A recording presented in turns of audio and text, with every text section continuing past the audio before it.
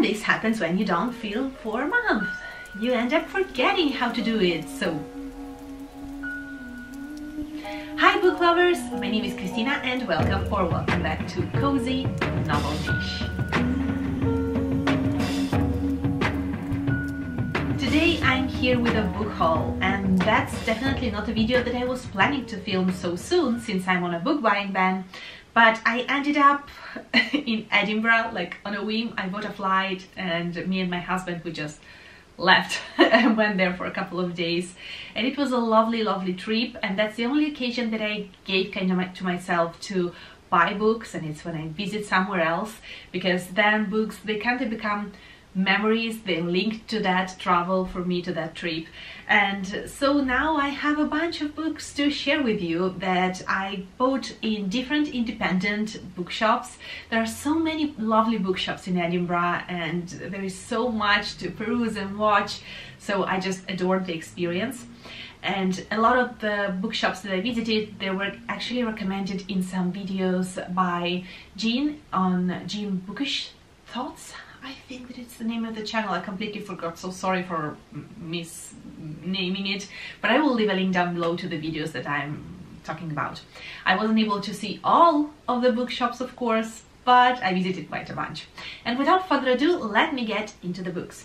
So the first two books that I have here, I got them at Toppings and Co, and it's an amazing bookshop. It's two stores and it is just huge. I actually really got lost there. I ended up on the second floor and I just got lost. I wasn't able to come back because I didn't know where I was. The premise is, of course, that they have a horrible kind of sense of orientation. How is it called? Like, I don't know how to navigate anywhere. I just got lost, so I just get lost so easily. So yeah, that's a place where I got lost, and I mean, what's a better place to get lost when you're bookworm than in a bookshop? And I ended up buying two books there. The first one I love, I adored it as a child. I wish to reread it, and at this point I decided to reread it as a book written in English. I got myself just one physical copy that I so much love, and it's Philip Pullman's His Dark Materials, with all the three books in one. It has a bookmark, and I love the fact that a lot of hardbacks in Toppings & Co were actually, they come with this overcover, this plasticky thing that protects the book. It protects the dust jacket that protects the book. I love it. And this is something that I really wanted for a bit of time, since I wanted to reread it, and at this point I decided, well, I may actually reread it in English. And I don't know, something about this lovely hardback will always make me think about that lovely bookshop. And the other one that I got is actually more linked to the city of Edinburgh, and it's The Fair Botanist. And it was one of the Scottish most beloved books, or like it won a prize, or it was nominated for a prize in Scotland, and it is set in Edinburgh. This is actually a signed edition by the author. I didn't know it was a thing, but it actually signed, so I hope that I will love the book. So hope. And this book is about two women in Edinburgh in 1822, in summer 1822, and we follow a woman who moves to Edinburgh and she meets another woman, and they apparently have a secret, and it's about botanical gardens and Edinburgh and secrets that should be discovered or not. And it says at the end, secrets don't last long in this enlightenment city, and when they are revealed they can carry the greatest of consequences.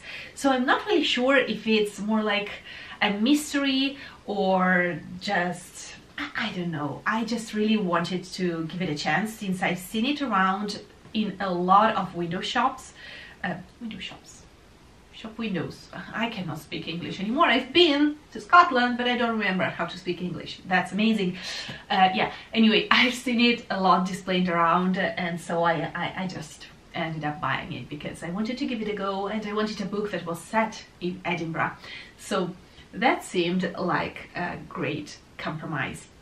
Oh, and I realized that I've not said anything about this book by Philip Pullman, but since it's not a new one around, I kind of guess that almost everyone already knows about it. But it's a fantasy story, and a lot of people say that it's a children's story, but I don't think so. It's actually great and to be a companion throughout all of your life, because when you read it as a child, as a middle grader, you get some things, but then when you read it as an adult, I believe that you can grasp so much more from this book, because there is a lot about theology, a lot about the concept of God and grace and what is right, what is wrong. It has a lot of different layers, so I think that this is a book that can be enjoyed definitely at any age, absolutely. So these were the two books that I got at Toppings, and believe me, I wanted to buy everything there. The displays are so beautiful, the booksellers are so lovely, they help you, they get out of the way there to help you, and I've seen so many people chatting with booksellers, and that's something that I adore in a bookshop. I mean, those people, they really know what they like. They know their job. They're not just there to sell books, they're there to be booksellers, and it's so different. I'm sorry I look so enthusiastic, but it definitely was by this shop. I loved it so much. I wanted to spend so much more time there. They have a lot of first editions and signed editions, as you may see. It's just an amazing experience to go there. But let's move on to the next one, and the next bookshop that I visited, I talk so strangely today. The next one that I visited is a bookshop that I wasn't expecting to be a bookshop, and it's one that is on Victoria Street, and it is called the Christmas Bookshop, just as the audiobook that I'm listening right now, that is called the Christmas Bookshop. And it's inspired by the author that wrote the book, or vice versa, I don't know. It's a small shop, it doesn't have a lot of things there, but I definitely wanted something to remember the experience of listening to an audiobook and then seeing the shop in real life. And I ended up buying a classic that I wanted for a long time. I've never read it, and I wanted to read it in English. And I found this beautiful edition, and it's Dracula by Bram Stoker, and I don't think that I have to say anything about it. I mean, it's Dracula, we all know. It's like the OG vampire, not the very first one. The first one is Camarilla, I guess, but he is the OG vampire, so I really wanted to read this classic, and this edition is just stunning, and it's very light. It seems huge and a chunker, but it's very light, so this is something that I will definitely read and cherish for the future. And this too has a lovely bookmark in it, so I very appreciate this edition. Then next is a second-hand bookshop where I ended up kind of by chance at this point, because I wasn't expecting to see it that close to where I was, but it was, so I ended up getting there and I browsed it, and I wanted to buy so many books, but I ended up with two. One is non-fiction and one is fiction. The non-fiction one is by John Ronson, and it's So You've Been Publicly Shamed, and this is one that I really wanted to buy for a long time. I've never found it in an audio format, so now that I found it for, I guess, like £4. Yeah, it was for £4. I had to grab it. It was destiny. So now I own it, and it's self-explanatory. It's actually what happens when you've been publicly shamed in our society with social media and stuff. So I want to read it and see the take of this author on this matter.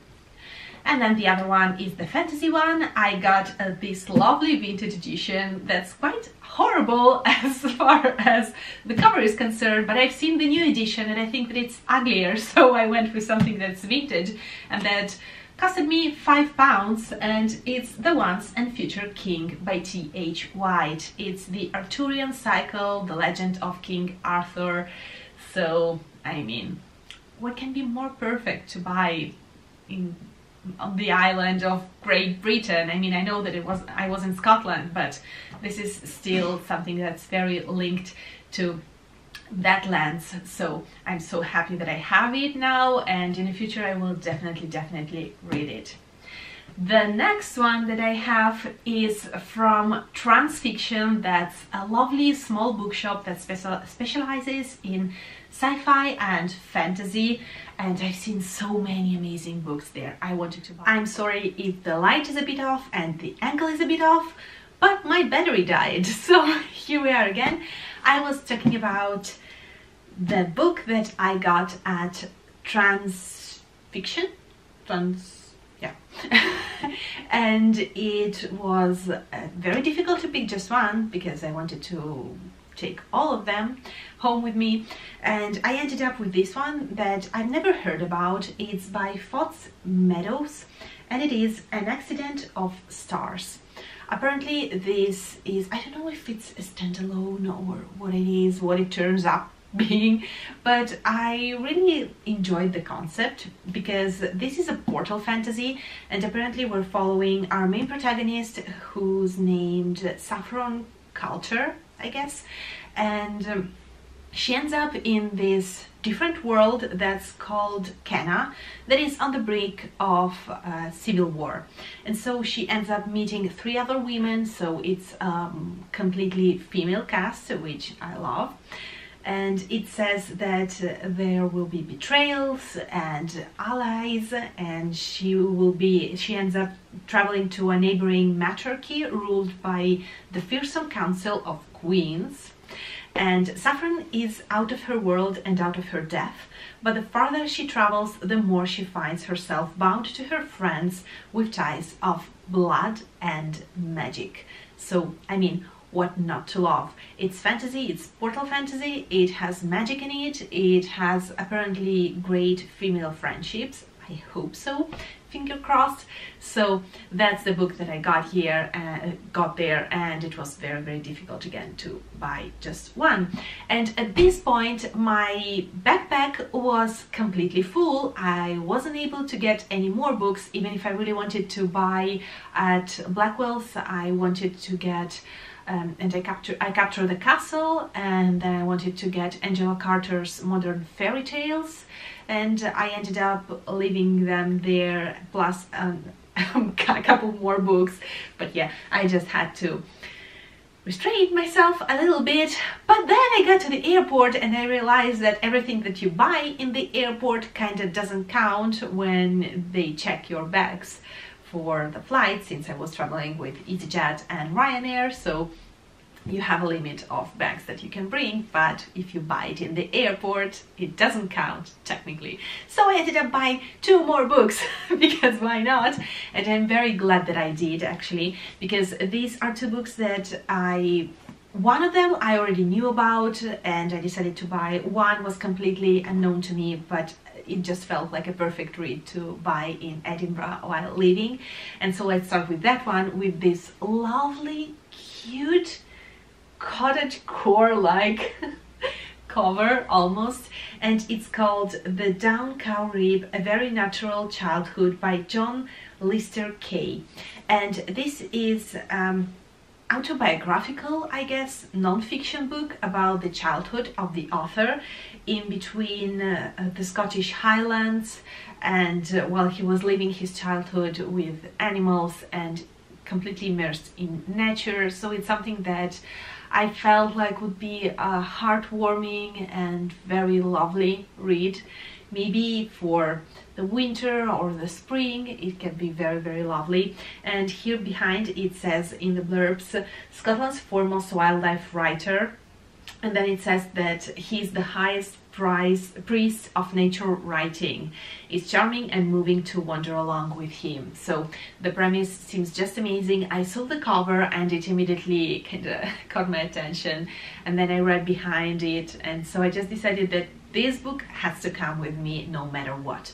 And then the other one that I got, I've seen it in Greece, I've seen it around a little bit, and I've seen it in other shops, but then when I was in the airport I really decided that I wanted to buy this book in Scotland. And this book is Humankind, A Hopeful History by Rutger Bregman. And this is a non-fiction book.